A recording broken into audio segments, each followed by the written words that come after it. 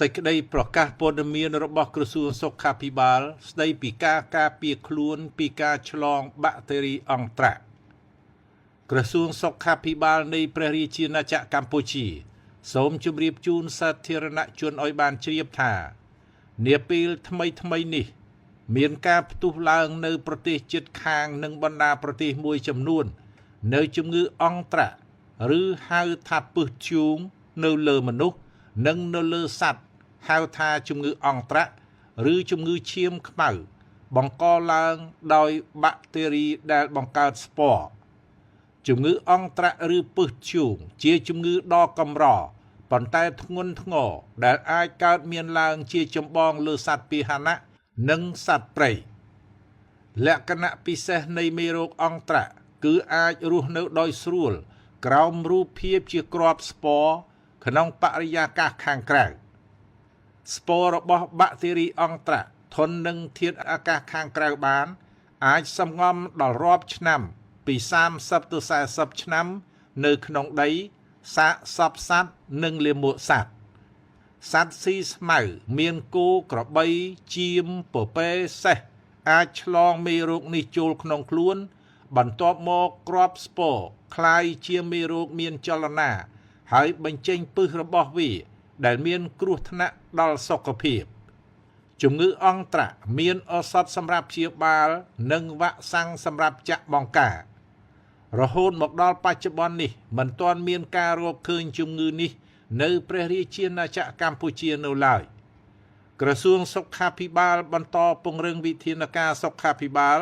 តាមច្រកព្រំដែននិងពង្រឹងកិច្ចសហការជាមួយក្រសួងពាក់ព័ន្ធក្នុងការទប់ស្កាត់ការនាំចូលជំងឺអង់ត្រាក់និងជំងឺឆ្លងផ្សេងទៀតពីក្រៅប្រទេសរបៀបចម្លងមនុស្សអាចឆ្លងមេរោគអង់ត្រាក់តាមរយៈការប៉ះពាល់ដោយផ្ទាល់ជាមួយសត្វឈឺស្បែកមុតដាច់ជាច្រកចូលនៃមេរោគឬឆ្លងតាមការសម្លាប់សត្វដែលមានជំងឺអង់ត្រាក់ឬផលិតផលដែលមានដើមកំណើតពីសត្វមានជំងឺអង់ត្រាក់ដូចជាសាច់ឈាមរោមឆ្អឹងការដកដង្ហើមចូលនៅធូលីដែលមានស្ពរមេរោគអង់ត្រាក់ការបរិភោគសាច់ដែលមានមេរោគអង់ត្រាក់ប្រើម្ជុលសារ៉ាំងរួមគ្នាជាមួយអ្នកមានជំងឺអង់ត្រាក់មេរោគអង់ត្រាក់មិនមានភ័ស្តុតាងឆ្លងរាលដាលពីមនុស្សទៅមនុស្សនោះទេប៉ុន្តែដំបៅស្បែកលើអ្នកជំងឺអង់ត្រាក់អាចឆ្លងខ្លាំងរោគសញ្ញាមាន3សន្តានលើស្បែកមេរោគឆ្លងតាមស្បែកមានដាច់ឬរបួសដោយប៉ះពាល់ផ្ទាល់ជាមួយសត្វប្រឡាក់ដោយស្ពររបស់មេរោគរយៈពេលបង្ករោគមានចាប់ពី1ទៅ7ថ្ងៃបន្ទាប់ពីការឆ្លងមេរោគអង់ត្រាក់ដុំរមាស់ដែលមានលក្ខណៈស្រដៀងនឹងសត្វល្អិតខាំបន្ទាប់មកប្រែទៅជាឈឺចាប់ជាមួយនឹងចំណុចកណ្ដាលខ្មៅមាននៅលើមុខកដៃហើមកូនកណ្ដុរ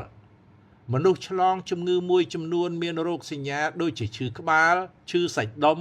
គ្រុនក្តៅនិងក្អួតសន្តានក្រពះពោះវៀនការឆ្លងតាមការបរិភោគស្ពរចូលដូចជាបរិភោគសាច់មានមេរោគអង់ត្រាក់រយៈពេលបង្ករោគមានចាប់ពី2ទៅ5ថ្ងៃអាការៈដំបូងដូចជាពុលអាហារ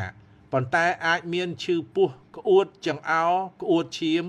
រាគធ្ងន់ធ្ងររាគឈាមគ្រុនក្តៅញាក់ហើមកហើមកូនកណ្ដុរនៅកឈឺកឈឺបំពង់កឈឺក្បាលមុខក្រហមភ្នែកក្រហមសន្លប់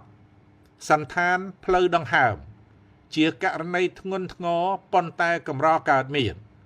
កើតឡើងដោយសារការបរិភោគសាច់មានមេរោគអង់ត្រាក់ឬដកដង្ហើមចូលស្ពរមេរោគច្រើនទៅក្នុងសួតរយៈពេលបង្ករោគមានចាប់ពី1ទៅ6ថ្ងៃរោគសញ្ញាស្រដៀងនឹងជំងឺគ្រុនផ្ដាសាយប៉ុន្តែវិវត្តយ៉ាងរហ័សទៅជាពិបាកដកដង្ហើមក្អួតចង្អោរនិងឈឺពោះឈឺក្បាលបែកញើសអស់កម្លាំងខ្លាំងនិងមានអាការៈឈឺទ្រូងដែលអាចមានកកឈាមនៅក្នុងបេះដូងហូរឈាមនៅសន្ទះខណ្ឌចន្លោះសួតហើយស្បែកប្រែពណ៌ស្វាយវិធានការបង្ការការឆ្លង ជៀសវាងប៉ះពាល់ដោយផ្ទាល់ជាមួយសត្វដែលសង្ស័យថាមានជំងឺអង់ត្រាក់ហាមបរិភោគសត្វដែលងាប់ដោយសារជំងឺអង់ត្រាក់